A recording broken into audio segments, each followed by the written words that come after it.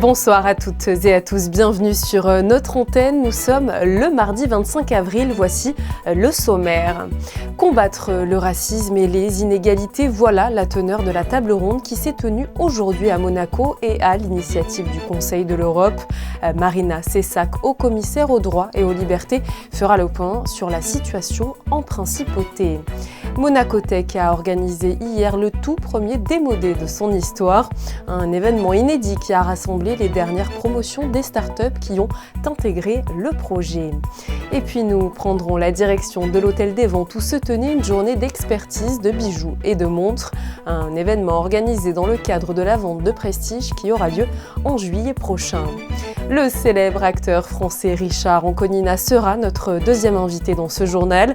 Il fait en effet partie du jury du 20e Monte Carlo Film Festival de la Comédie Rencontre. Et pour finir, on vous fera découvrir la conférence du compositeur Julian Anderson. Il était hier soir à Monaco devant des passionnés de musique pour parler de sa composition intitulée Exil. Une table ronde s'est tenue aujourd'hui en principauté entre la Commission européenne contre le racisme et le Haut-Commissariat monégasque à la protection des droits et des libertés. Quel était le but de cette réunion et où en est Monaco quand on suivit des recommandations du Conseil de l'Europe? Pour justement approfondir tous les points qui ont été évoqués, nous accueillons Marina Cessac. Bonsoir. Bonsoir Julia. Alors quelles ont été justement les thématiques abordées à l'occasion de cette réunion qui vient de se terminer? Les thématiques étaient celles qui ont été sélectionnées par l'ECRI à la suite du rapport relatif à la principauté de Monaco qu'ils ont rendu en juin 2022. Et les thématiques sélectionnées étaient plus particulièrement les politiques d'inclusion qui concernaient donc les personnes LGBTI, les personnes étrangères en principauté de Monaco, et également la situation de l'organisme de promotion de l'égalité à Monaco, qui est donc le Haut-Commissariat, et également le sujet de la lutte contre les discours de haine, notamment en ligne. Ce rendez-vous était en quelque sorte une manière pour le Conseil de l'Europe de prendre le pouls sur la situation actuelle en principauté, c'est bien ça? C'est un peu une étape. Avant de rendre de nouvelles recommandations sur le suivi donc, du rapport, sur la bonne exécution des recommandations du rapport. Rappelez-nous d'ailleurs les différentes missions qui incombent au commissaire des droits et des libertés que vous dirigez. Nos missions sont la lutte contre les discriminations. C'est d'ailleurs pour cela que l'ECRI nous a demandé de co-organiser cet événement. Et c'est aussi la défense des droits des administrés dans leur rapport avec les autorités. Quels sont les sujets pour lesquels vous êtes justement le plus souvent sollicité ? En ce qui concerne la lutte contre les discriminations, ce sont les questions de santé, les questions de sexe, les questions d'origine. Voilà, ce sont les trois principales et après tous les autres sujets se répartissent à peu près de manière égale. Est-ce que vous ressentez que la principauté doit encore s'améliorer dans certains de ces domaines ? Ah, bien sûr, de toute façon, la situation de la société évolue, le droit évolue aussi à l'étranger, dans les instances internationales et à Monaco. Donc en fait, c'est une adaptation qui est constante, mais je pense que les institutions monégasques ont tout à fait les capacités de s'y adapter. Et le type d'exercice que nous avons réalisé aujourd'hui est un bon exemple de ce qui peut être fait. Et donc, nous sommes reconnaissants à l'ECRI de nous avoir offert cette opportunité. Merci beaucoup à vous, Marina Cessac, de vous être rendue disponible pour répondre à toutes nos questions. Merci à vous. Je vous le disais en titre, Monaco Tech vient d'organiser le démodé avec les startups qu'elle soutiennent.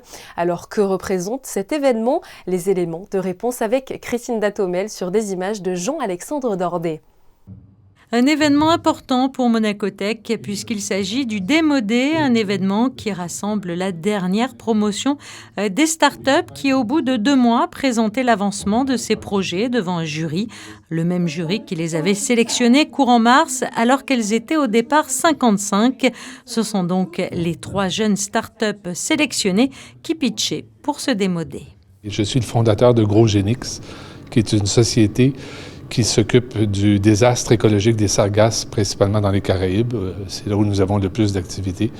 Et nous récoltons ces algues sargasses pour les transformer en un compost qu'on utilise après dans des projets en agroforesterie. Alors, en ce moment, il y a très peu de transformation de ces algues et nous combinons avec des déchets organiques pour en faire un produit qui aide à l'agriculture, qui aide les communautés. Et nous travaillons beaucoup avec les pêcheurs dans les différentes régions. Ma start-up s'appelle Ethic et c'est un projet qui s'oriente vers le yachting. Nous aidons l'industrie du yachting à réduire son impact sur l'environnement, notamment en leur permettant de communiquer leurs actions au public. Le yachting a une très mauvaise image, notamment en termes de pollution. Il faut savoir qu'on aimerait vraiment que les gens puissent continuer à travailler dans le yachting. Ça permet énormément d'employés d'avoir du travail, notamment à terre. L'industrie du yachting est très très grosse. Donc l'objectif étant de pouvoir continuer de travailler dans le yachting, de pouvoir continuer à naviguer sur les bateaux en réduisant leur impact sur l'environnement, en fait, tout simplement. Monacotech et l'ensemble de la communauté monégasque est, selon moi, l'endroit de prédilection pour notre activité parce que c'est le site mondial où il y a le plus de support pour tout ce qui est océan. C'est la raison pour laquelle nous nous sommes établis ici. Monacotech, ça a été une très belle expérience, justement, je crois qu'ils ont une très belle équipe qui nous aide beaucoup à progresser dans notre démarche. En général, les startups, ce sont des projets qui n'existent pas. C'est vraiment le développement de tout nouveau projet. Il y a énormément de doutes et on se sent très très seul. Et donc ici, de faire partie de Monacotech nous permet de nous sentir beaucoup moins seuls et d'avoir des personnes qui pourront répondre à nos questions quand on en a. Ensuite, Monacotech continuera à accompagner ces projets pendant 15 mois supplémentaires. On va continuer à les accompagner dans la structuration du projet, le développement, la constitution des équipes, jusqu'à in fine la création d'une société à Monaco bien sûr, jusqu'à in fine la levée de fonds. Des startups dont les projets s'articulent autour de la mer, des océans, du yachting ou encore des énergies. Ce Démo Day a donc permis aux jeunes startups de présenter leurs projets, leurs avancées, afin que Monacotech et l'ensemble des acteurs de la principauté puissent se mobiliser pour les accompagner au mieux vers le succès. Aujourd'hui se tenait la journée d'expertise de bijoux et de montres à l'Hôtel des Ventes de Monte-Carlo. Une journée organisée dans le cadre de la vente de prestige qui aura lieu en juillet prochain au Monte-Carlo Bay. Un reportage d'Anaïs Riu et de Alexandra Marangoni. Regardez. C'est au cœur du prestigieux Hôtel des Ventes de Monte-Carlo que les particuliers ont gracieusement pu faire expertiser leurs montres et bijoux de valeur. Et pour les plus chanceux, convenir de la meilleure affaire qui permettra à l'objet d'exception d'être ensuite revendu aux enchères. Les gens viennent, apportent leurs bijoux, on leur fait les estimations qui correspondent au prix moyen du marché de l'occasion. On leur explique qu'on a différentes sortes de ventes, des ventes de prestige 2 fois par an, dont la prochaine au mois de juillet, des ventes intermédiaires qu'on appelle bijoux de charme, où il y a des choses un peu moins importantes, et pour les petits bijoux, les ventes en ligne. Rareté, ancienneté et qualité des pierres, chaque détail compte aux yeux des experts pour estimer le prix le plus juste et proche du marché de l'occasion. Les gens amènent leurs bijoux, on les regarde soigneusement et on leur donne les estimations. S'ils sont d'accord avec les estimations, ils les déposent. S'ils rêvaient un peu sur le prix, ils les reprennent, bien sûr. Pour les saphirs, les diamants, les rubis, c'est bien, si ce sont des pierres importantes, de les faire vérifier par un laboratoire, ce qui fait qu'au moment de la vente, l'acheteur sait exactement ce qu'il achète. Les experts en joaillerie peuvent également se déplacer à domicile ou bien encore directement dans les coffres-forts des banques, et ce jusqu'en juillet, prochaine date de vente aux enchères de montres de collection et bijoux importants au Monte-Carlo Bay. Le Monte Carlo Film Festival de la comédie conçu et dirigé par Ezio Greggio a lieu cette semaine en Principauté. Le jury de cette 20e édition est présidé par l'acteur et réalisateur italien Giancarlo Giannini. Il est aussi entouré de l'actrice espagnole Nathalie Pozza et des comédiens Neri Marcore et Richard Anconina. Richard Anconina que nous avons le plaisir de recevoir sur Monaco Info. Bonsoir. Bonsoir. Alors faire partie du jury cette année, qu'est-ce que cela représente pour vous finalement ? Écoutez, c'est toujours agréable de faire partie d'un jury, de découvrir des films, des auteurs, des nouveaux metteurs en scène. Et voilà, ça fait partie entre guillemets de notre métier. C'est une immersion pendant 5 jours. On voit beaucoup de films. Et je trouve ça très agréable de voir des films dans ce contexte-là. Il y a la mer, il y a le climat. Et je suis ravi d'être là, voilà. Et j'en vois pas beaucoup des films en général. Hein. C'est vrai ? Je vais pas beaucoup au cinéma. Non, je suis pas cinéphile du tout. Mais c'est paradoxal parce que vous n'avez pas le temps ou parce que vous consacrez ? Non, parce que vous savez, c'est la démarche d'aller dans la grande salle. Donc si c'est vraiment des films qui nécessitent l'écran énorme, oui, mais sinon on a des beaux écrans aujourd'hui à la maison. Il y a des plateformes extraordinaires avec des milliers et des milliers de films. Malheureusement, ça fait que tout d'un coup, on a pris des habitudes et c'est le cinéma d'aujourd'hui. Donc, j'y vais moins, mais sur des films particuliers, j'y vais. Voilà. Alors, vous allez pouvoir découvrir 8 longs métrages en compétition et 3 hors compétition. Ils sont venus un petit peu du monde entier, de l'Argentine à l'Ukraine, en passant par les États-Unis. Vous les avez peut-être pas encore vus, mais comment vous appréhendez un petit peu tous ces films ? Il n'y a pas d'appréhension particulière, je vais m'asseoir et regarder les films, puis après on aura des conversations et fatalement il y en aura 1, 2 qui vont ressortir, où il y aura peut-être un intérêt plus fort ou une préférence.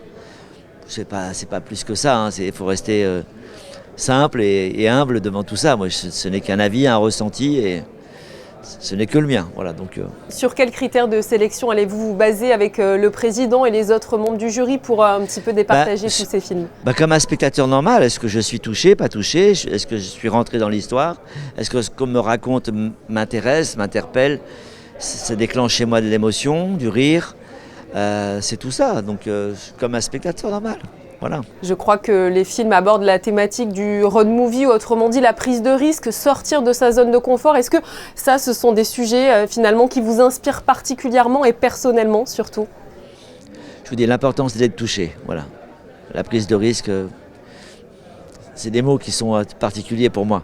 Quand tu fais le métier que tu aimes avec passion, c'est ta passion, que tu as la chance de l'exercer, je ne vois pas où est le risque. Franchement, il y a des choses dans la vie, des métiers dans la vie, des situations économiques dans la vie qui sont beaucoup plus risquées. C'est vrai que ces films sont à retrouver gratuitement au Grimaldi Forum à Monaco. Ce festival permet donc aussi de rendre accessible à toutes et tous la culture cinématographique. On en parlait, mais ça c'est vraiment primordial. Bien sûr, c'est que le cinéma soit accessible au plus grand nombre. Merci beaucoup à vous, Monsieur Anconina, d'avoir été présent avec nous sur Monaco Info. Merci à vous. Et je vous informe que la remise des prix de ce 20e Festival de la Comédie aura lieu lors de la prestigieuse soirée de gala ce samedi 29 avril au Grimaldi Forum, en présence du Prince Albert II, des membres du jury et de nombreux autres invités. Ce matin, la Société des Bains de Mer a remis un chèque de 41 000 € à l'Institut océanographique pour la protection des océans, en présence de Stéphane Valéry, le président délégué de la SBM, de Robert Calcagno, le directeur général de l'Institut océanographique et de nombreuses autres personnalités. Cette donation intervient dans le cadre du programme d'animation Sea is Green, déployé par la SBM depuis le 10 mars dernier pour sensibiliser sa clientèle à la cause de l'océan. Initialement programmée jusqu'au 30 avril, la galerie de toiles de Jean-Pierre Rive restera pourtant accrochée au mur de la collection de voitures du Prince Albert II jusqu'au 30 mai. La raison ? Les œuvres de l'ancienne star du rugby ont séduit les organisateurs de la Fashion Week qui veulent les avoir dans leur décor pour le catwalk. Les puissants prototypes Bugatti resteront eux aussi. Profitez-en donc pour aller encore les admirer. Dans le cadre de sa 100e saison des conférences, la Fondation Prince-Pierre organisait hier soir une rencontre avec son président du conseil musical, Julian Anderson, une intervention autour de sa dernière composition nommée Exil. Yannick Debever et Alexandra Marangoni y étaient. Devant des passionnés de musique contemporaine, Julian Anderson raconte. Il raconte l'histoire de sa dernière œuvre intitulée Exil, un oratorio inspiré de ses influences personnelles et qui se veut être un carrefour culturel. J'ai connu plusieurs exilés dès mon enfance à Londres. C'était des exilés de Hitler, des Juifs fuis de Hitler. Et aussi des Hongrois, des Tchèques, fuis des dictatures des Roumains, des dictatures diverses. Alors, ça m'a beaucoup enrichi. Cette œuvre-là, c'est un hommage à eux. Anglais, français, tchèque, hébreu et allemand enrichissent l'œuvre du président du conseil musical de la Fondation Prince-Pierre. Son engagement est de démontrer la puissance de la culture qui, par elle-même, devient une résistante en temps de guerre. Nous étions en dialogue avec cette organisation pour une commande. Ils ont refusé parce que dès qu'ils ont vu mes idées sur les textes, ils ont dit non, nous voulons absolument pas quelque chose si politique. Moi, je ne savais aucune de ça. Je l'avais pensé comme une chose humanitaire. Donc, j'étais un peu frappé par ça. Peut-être, finalement, c'est une œuvre politique. Au Théâtre des Variétés, les spectateurs ont pu apprécier toute la construction d'une œuvre unique, construite par hasard et qui a su trouver son sens au confluent des cultures. Le point sur vos prévisions météo avant de refermer ce journal. Quelle est la tendance pour mercredi, Frédéric ? Toujours du beau temps, Julia, avec un grand soleil le matin. Le ciel sera un peu plus voilé dans l'après-midi, mais de belles éclaircies sont attendues. Les températures seront comprises entre 11 et 19 degrés. Mercredi 26 avril, ce sera la Sainte Alida. Et je vous propose, comme d'habitude, de refermer ce journal en images avec cette fois-ci des clichés de Frédéric Nébinger. Il s'est glissé au cœur des préparatifs du Grand Prix de Formule 1. Pour rappel, cette 80e édition se tiendra du 25 au 28 mai prochain. C'est déjà la fin de ce journal. Je vous donne rendez-vous demain pour un nouveau point complet sur l'actualité. Passez un très bon moment sur notre antenne.